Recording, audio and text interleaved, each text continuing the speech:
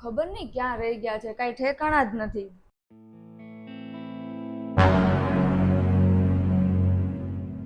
ક્યાં હતા તમે? ક્યારની ફોન કરું છું, નથી તમે ઓફિસમાં, નથી તમે ફોન ઉપાડતા. હતા ક્યાં? અને આ કોનું બેગ લાવ્યા છો તમે? મમ્મીને લેવા ગયો તો. મમ્મીને લેવા ગયા હતા? મગજ ખરાબ થઈ ગયો છે? કોને પૂછીને તમે લેવા ગયા હતા? મને પૂછ્યું તું? કેમ? તને પૂછવું જરૂરી છે?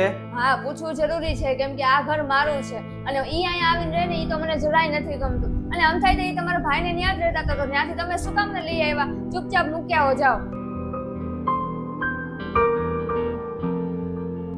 મમ્મીને હું એ ઘરે નહીં રાખી શકું. શું કામ ને ન રાખી શકો? અને શું વાંધો શું છે? આ કઈ વૃદ્ધાશ્રમ નથી કે ગમે ઈ લોકો અહીંયા આવીને રહેવા લાગે ને વયા જાય.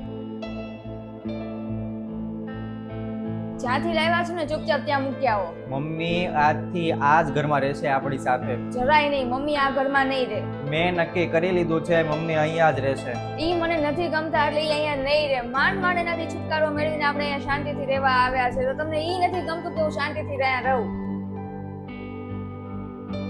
મને ઈ નથી ગમતા એટલે ઈ અહીંયા નહીં જ રહે એટલે નહીં જ રહે. અને તમને તમારા ભાઈને કઈ વાંધો હોય ને એને રાખવામાં, તો છે ને વૃદ્ધાશ્રમમાં કે ધર્મશાળામાં મૂક્યા હો. બધા લોકો રહે જ છે તો ઈ રહી જશે. આ મારું ઘર છે, તારુંય ઘર છે, પણ આપણા બેયની પહેલા મમ્મીનું ઘર છે. એટલે એને જ્યારે મન પડે ત્યારે એ અહીંયા રહી શકશે અને એ અહીંયા જ રહેશે. અને આ ઘર છે ત્યાં સુધી ક્યારેય વૃદ્ધાશ્રમમાં નહીં જાય રહેવા. પહેલી વાત તો ઈ તમારું અને મારું ઘર છે, એનું ઘર નથી ને. એનું ઘર ગામડે છે એટલે એને ત્યાં મૂક્યા હો. એને જે કરવું હોય એ કરે, જીવે કે મરે. અને તમને બહુ એવું હોય ને કે તમારે તમારા મમ્મીને અહીંયા રાખવા જ છે, તો મને છૂટાછેડા આપી દો. હું નહીં રહી શકું તમારી સાથે. તને કઈ ફેર નથી પડતો લાગતો કે મમ્મી જીવે કે મરે? જરાય નથી પડતો. એટલે તું મારા મમ્મી યારે એક ઘરમાં નહીં રહી શકે એમ ને? હા તો નહીં જ રહું. મારા લગ્ન તમારી હારે થયા છે કે નહીં કે તમારા મમ્મી સાથે? તને મારા મમ્મી નથી ગમતા એમ ને? સીધી વાત છે, ઈ મને નથી ગમતા. એટલે જ્યાંથી લાવ્યા છો ને ત્યાં મૂક્યા હો. તો તારે કરવું છે હું? કા ઈ ઘરમાં રહેશે કા હું ઘરમાં રહીશ, આમે નક્કી કરી લીધું છે. હવે તમારે વિચારવાનું છે કે તમારે શું કરવું. એટલે હું એમને કહી દઉં કે અહીંયા ન રહે એમ ને? હા તો હું ઈ વાત નહીં કહી શકું. તું જ એમને કહી દે તારી સામે, હું એમને અંદર બોલાવી લઉં. હા બોલાવી લો, હું જ કહી દઉં. મમ્મી, મમ્મી અંદર આવો. મમ્મી તમે અહીંયા શું કરો છો? અને તમારે મને કેવું તો જોવે ને કે મારા મમ્મી આવે છે. મમ્મી બેસો પેલા અહીંયા.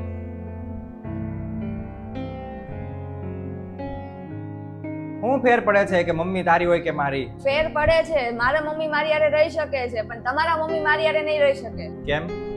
કે મને તમારા મમ્મી નથી ગમતા એટલે હું એની હારે નહીં રહી શકું. અને ઈ જ વસ્તુ હું કહું તને કે તારા મમ્મી મને નથી ગમતા એટલે તારા મમ્મી પણ આ ઘરમાં નહીં રહી શકે. તો મારા મમ્મી અને તમારા મમ્મીમાં જમીન આસમાનનો ફેર છે. એટલે મારા મમ્મીની છે ને તમારા મમ્મી સાથે કમ્પેર ન કરતા. અરે હું ફેર પડે છે તને?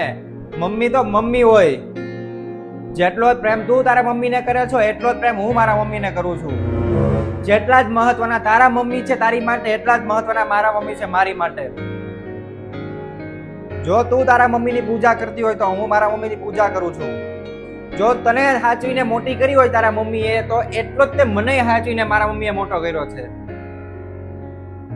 જો તું તારા મમ્મીનું અપમાન નથી સહન કરી શકતી તો હું મારા મમ્મીનું અપમાન નથી સહન કરી શકતો. અને મારા મમ્મી જીવે કે મરે એમાંથી તને કઈ ફેર ન પડતો હોય ને, તો હું તને એમ કહું કે તારા મમ્મી જીવે કે મરે એનાથી મને કઈ ફેર નથી પડતો. જોઈ વિચારીને બોલો. તું જોઈ વિચારીને બોલ ને. અને તારે તો વૃદ્ધાશ્રમ મોકલવા હતા ને, આ બેઠા મોકલી દે અત્યારે એને સામાન પેક કરીને. શું કામ છે મારા મમ્મી વૃદ્ધાશ્રમમાં? ઈ અહીંયા જ રહેશે. અને મમ્મી તમે મને કીધું કેમ નહીં કે તમે અહીંયા આવવાના છો? અને તમે એકેય વાતનું ખોટું ન લગાવતા. મેં તો આના મમ્મી માટે કીધું તું. તારા ભાઈ ભાભીએ મને કાઢી મૂકી ઘરમાં. એણે એમ કહી દીધું કે તમારે જ્યાં જવું હોય ત્યાં જાઓ, વૃદ્ધાશ્રમમાં જાઓ કે ગમે ત્યાં જાઓ, અમારે કાંઈ લેવા દેવા નથી તમારી હારે. પછી મેં વિચાર કર્યો કે હવે ક્યાં જાઓ.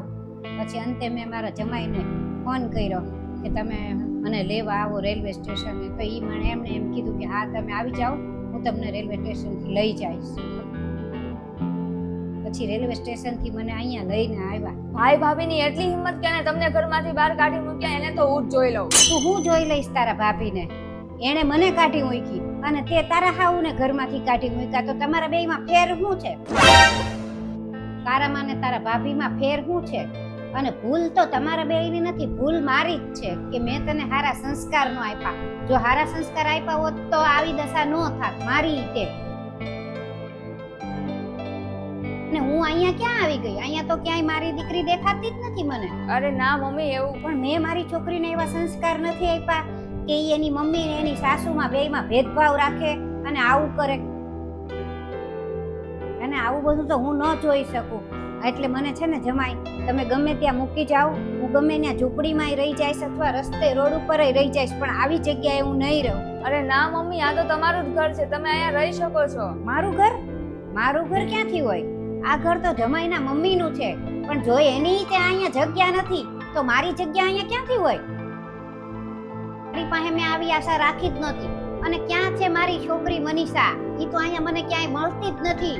અને જે ઘરમાં માનું માન સન્માન ન હોય ને ઈ ઘરમાં હું ન રહું. હું ભલે રોડ ઉપર રહી જઈશ પણ મારે અહીં નથી રહેવું. હાલો મને મૂકી જાઓ બહાર. અરે ભાવિન, સમજાવો ને મમ્મીને. આ તો તે કે છે મમ્મી કે આ ઘર તો એનું છે જ નહીં ને, અને આ ઘર તો તારું જ મારું છે. મમ્મીની તો આ ઘરમાં જગ્યા જ નથી, તો જવા દો એમને. અને વૃદ્ધાશ્રમ મૂકી આવીએ આપણે, અને એ તો જીવે મરે, તને ક્યાં કાંઈ ફેર પડે છે? અરે તમે આવું શું કામ ને કરો છો? અને મમ્મી, મેં તમારા માટે આ વાત કીધી જ નહોતી. મેં આમના મમ્મી માટે કીધું, તો તમે શું કામ ને આવું કરો છો? ને ક્યાં જશો તમે? ઈ તારા મમ્મી નથી?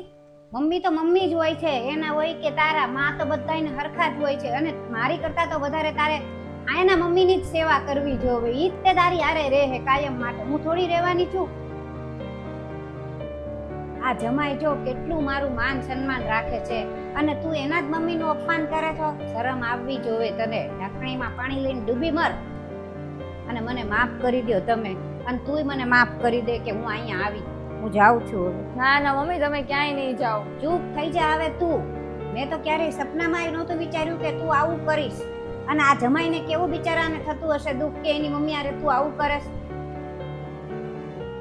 હવે તો તને મારી દીકરી કહેવામાં મને શરમ આવે છે. હું તો આ ખોટી જગ્યાએ આવી ગઈ છું. હાલો હું જાઉં છું. મમ્મી મને માફ કરી દો. હવે આવું ક્યારેય નહીં કરું. મમ્મી માફ કરી દો. મારી માફી માંગવાની કાંઈ તારે જરૂર નથી. પેલા તું તારી સાસુને બોલાઈ આવ, એને અહીંયા લઈ આવ, એની સેવા કર અને એની માફી માંગ. તો હું માનું કે નહીં આ મારી દીકરી હવે મનીષા સાચી છે. મને માફ કરી દો. હવે આવી ભૂલ ક્યારેય નહીં કરું. મને અભિમાન આવી ગયું હતું એટલા માટે. ને હવે જે તમારી સાથે મેં કર્યું છે એ જ રીતે મારા મમ્મી સાથે પણ થાય છે. મને માફ કરી દો. ને મમ્મીને રોકી લ્યો. એ ક્યાં જશે? મારા ભાઈ ભાભી એને કાઢી મૂક્યા છે. મને માફ કરી દો. હું મમ્મીને પગ પકડીને માફી માંગી લઈશ, પણ મમ્મીને રોકી લ્યો. મમ્મી, તમે અહીંયા જ રહેજો, ક્યાંય નહીં જતા. કેમ કે તમારા દીકરાએ ભલે કાઢી મૂકે, પણ હું તમારા દીકરા જેવો જ છું. એટલે મારાથી તો એ નહીં જોવાય કે તમે બહાર ક્યાંય રહ્યો એમ, વૃદ્ધાશ્રમમાં કંઈક બહાર રોડ ઉપર રહ્યો એમ. અને હું નથી ઈચ્છતો કે મારા મમ્મીની જેમ તમારું પણ અપમાન થાય અને તમારે ઘર છોડવું પડે ને બહાર વૃદ્ધાશ્રમમાં કે કોઈ બીજી જગ્યાએ રહેવું પડે. તમારે અહીંયા જ રહેવાનું છે અને તમારે બધી સુખ સગવડ બધું જ વસ્તુ અહીંયા મળશે તમને. અને મનીષાને તે એની ભૂલ એને સ્વીકારી લીધી છે, એટલે તમે ક્યાંય ન જતા, અહીંયા જ રહેજો. અને મનીષા, ચિંતા કરમાં, તારા મમ્મી અહીંયા જ રહેશે. નમસ્તે મિત્રો, આ વિડીયો ઉપરથી બસ અમારે એટલું જ કહેવું છે કે મમ્મી તો મમ્મી હોય છે. કે કહેવાય છે ને કે માં તેમાં બીજા બધા વગડા ના આવા. એટલે કે જો સ્ત્રી માટે એના મમ્મી મહત્વના હોય તો છોકરા માટે એટલે કે પુરુષ માટે પણ એના મમ્મી એટલા જ મહત્વના હોય છે. તો હંમેશા મા બાપનું માન સન્માન રાખવું જોઈએ ઘરમાં અને એને સાચવવા જોઈએ. બાકી તમને વિડીયો સારો લાગ્યો હોય તો લાઈક અને કમેન્ટ કરજો.